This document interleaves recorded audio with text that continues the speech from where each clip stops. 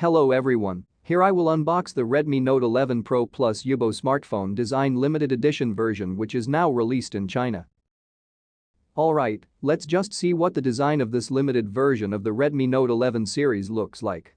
Cool, not only the outer appearance of this box is attractive, the inside is also very attractive with a combination of green color combinations in all corners and contents. We also get a premium case that is only available in this version with the signature of the YIBO designer. The design of the smartphone is also very cool and the box is also very functional to put the accessories that are linked to this phone for cables and chargers. This phone was designed by a famous actor named Wang Yibo who is also a racer, so here we can see the backdoor design is like a racing track with a combination of lime green, dark green and dark green colors. Then there is also a hologram that reads Redmi that appears on the lower left side with the actor's signature on the top.